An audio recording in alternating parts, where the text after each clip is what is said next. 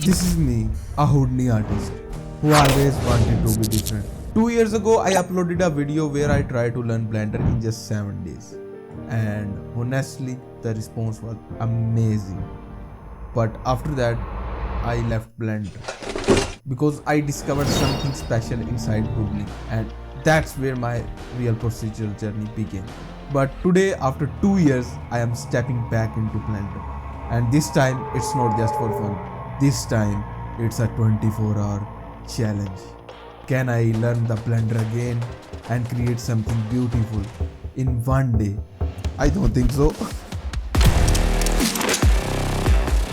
Before I attempt anything big, I need to relearn the basics, modifier, shortcuts, the viewport, shading, everything. So I opened Blender and the first thing I realized, I have forgotten everything.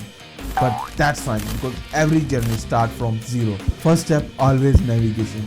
Middle mouse to rotate, shift plus middle mouse to pan, scroll to zoom. Okay, that's actually a good start. Then I went back to the foundation of shortcuts. G to move, R to rotate, S to scale. It's easier than Houdini. Next, I tried adding objects like mesh, cube, torch, sphere, and why not monkey. Now the real magic, modifiers. I quickly tested the basics: subdivision for smooth shapes, bevel for smooth edges, array for multiple copies, mirror to stay lazy but symmetrical. Alright, basics are back in my head. Let's test them with a little car animation. Actually not little, it's wild. First, I set up the environment, a simple bridge scene. It gives the car somewhere to drive and set the stage for animation. Then I started by animating the car and its tires. Instead of just rotating them randomly, I made the wheels rotate based on the car's speed. It actually feels like the car is gripping the road. Then I added some props, cones and a road sign. Just little details to make the scene feel alive. After that, I run a rigid body simulation. The car hits a cone and it's react physically. It's small, but these little interactions make the animation way more believable. I also added a smoke simulation between the tires, just a bit of smoke to show the tires spinning and kicking up dust. It makes the scene look more alive. Then I added some glare in the composer to give highlights and make the scene pop. Finally, I hit render. The scene had 350 frames and each frame took about 7 minutes. That's 2450 minutes in total and around 40 hours, which is like 3 full days. Rendering wasn't part of my 24-hour challenge. So while the render is running, let's go ahead and compare both software. I have been working with a Houdini for about a year, so I am comfortable with procedural workflow.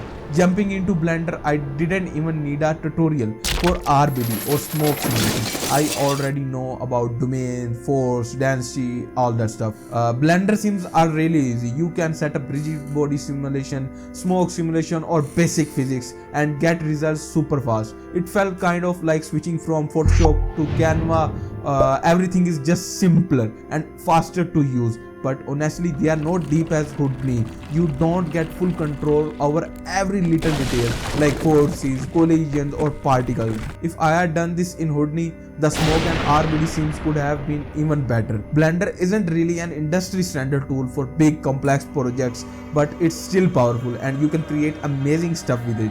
You have all the tools you need. It really just depends on your creativity and how you use them. So Houdini is unbeatable for complex procedural effects.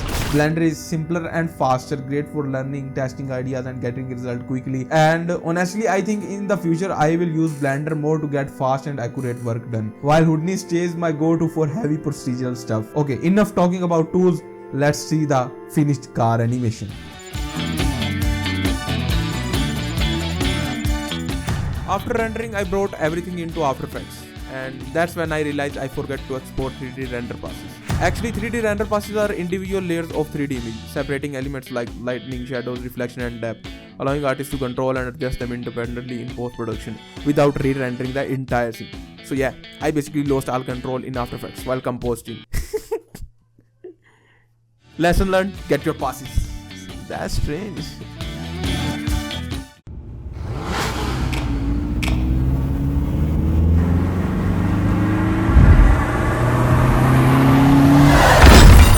Alright guys, that's it for today's video. A Houdini artist trying Blender. It's always a fun challenge, and honestly I am really enjoying pushing myself into new tools and learning something different every day. I put a lot of hard work into these videos, from simulation to rendering, editing, and making everything look clean for you.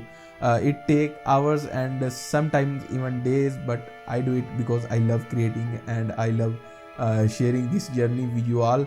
So if you enjoyed the video even a little bit, make sure to support the channel, hit the like button, drop a comment, and of course subscribe if you haven't already.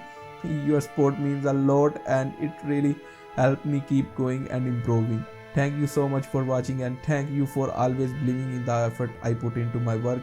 Okay, I will see you in the next one. Goodbye.